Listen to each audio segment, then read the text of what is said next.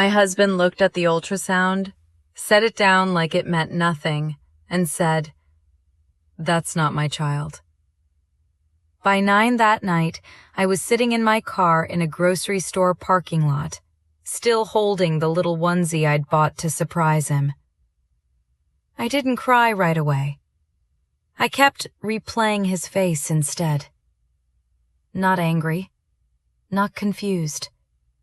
Certain. That was the part that didn't make sense. Because certainty like that doesn't come from emotion. It comes from a decision that's already been made. The cold hit first. February in Atlanta isn't dramatic, but it seeps into you if you sit still long enough. I had the engine running, hands wrapped around the steering wheel, watching people walk in and out of the store like nothing in the world had shifted. I checked my account. $400. That was it. Everything else, savings, emergency fund, even part of my freelance income, had been moved into our joint account over the past 2 years. Derek said it was easier that way. More efficient. At the time, it sounded reasonable. Sitting in that parking lot, it sounded like something else. There's a moment when something breaks, where your brain tries to soften it. Maybe he panicked. Maybe he stressed. Maybe he didn't mean it. I went through all of those in about 10 minutes. Then something quieter replaced them. Derek had asked me about my ex-husband 3 times in the last 2 months. Not casually. Precisely. At the time, I thought it was insecurity.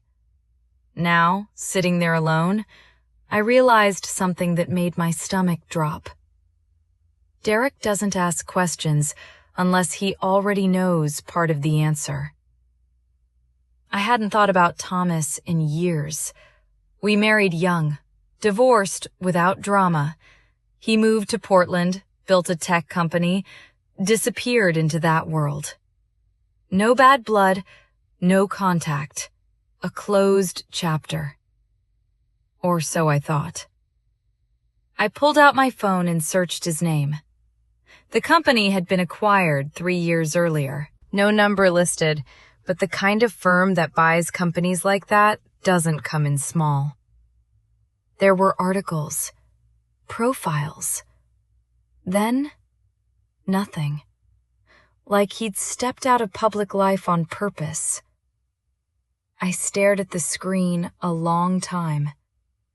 Derek had been asking about him. Derek had been moving money.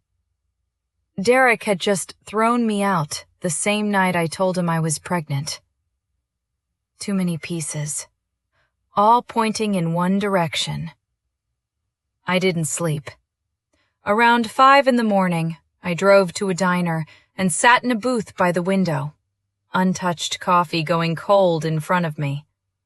And for the first time, I stopped asking why this happened to me, and started asking a better question.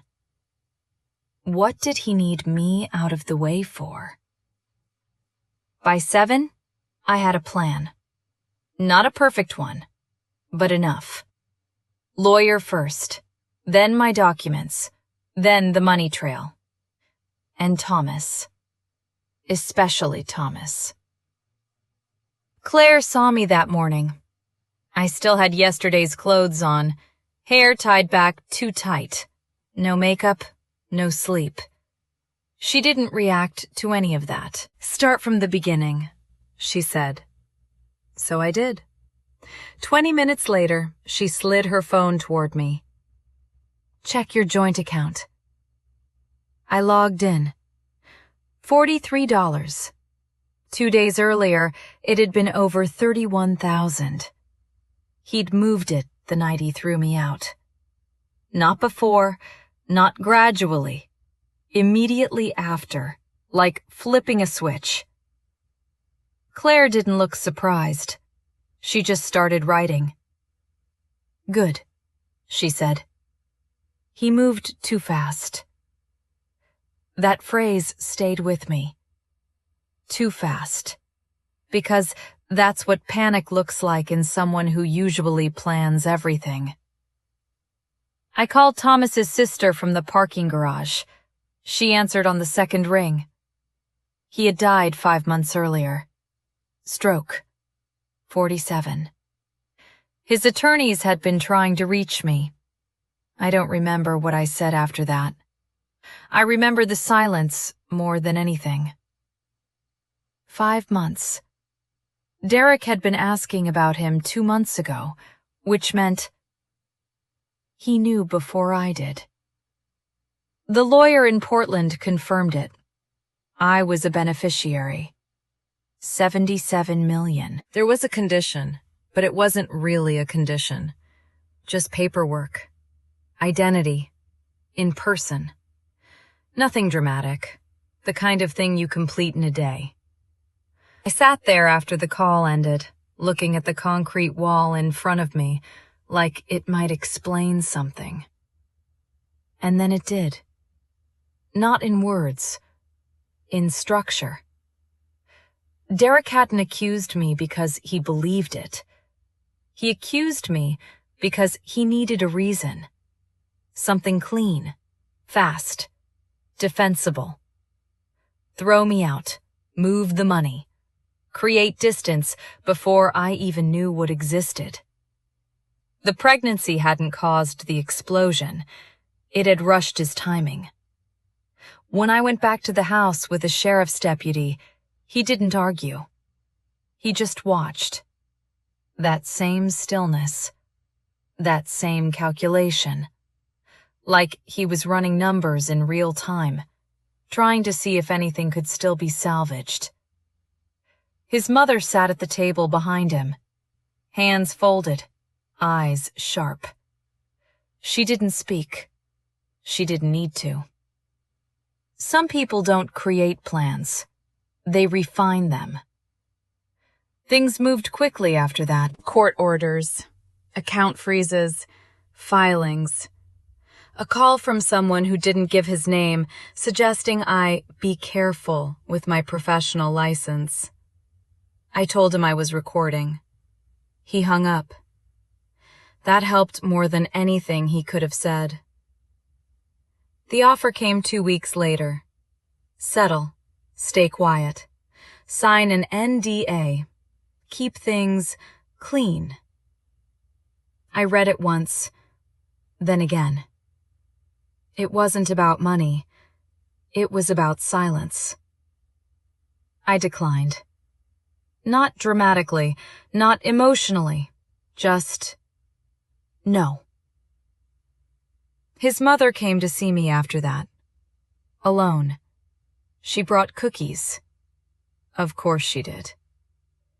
She spoke gently, reasonably, like this was all just a misunderstanding that had gotten out of hand.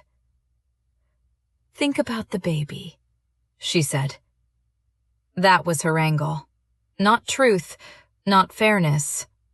Optics. So I asked her one question. Who called his family pretending to be a journalist? Just for a second, barely a second, something in her expression slipped. Then it was gone. That was enough. The rest didn't explode. It settled. Emails surfaced, searches, timelines, an email he'd written. We need to resolve this before the Portland attorneys contact her. Dated days before he threw me out. At the deposition, he didn't look at me much. When he did, it wasn't anger. It was recognition. The kind you have when a plan you believed in stops holding weight.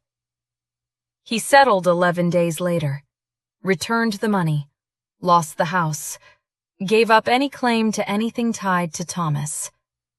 No NDA. That part mattered.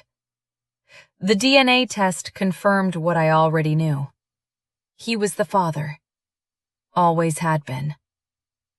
The first transfer hit my account on a Wednesday morning. $8 million. I stared at the number for a long time, not because of what it meant, because of what it almost cost me. My daughter was born in July. She has his eyes. My stubbornness, apparently. Life didn't magically become simple, but it became clear.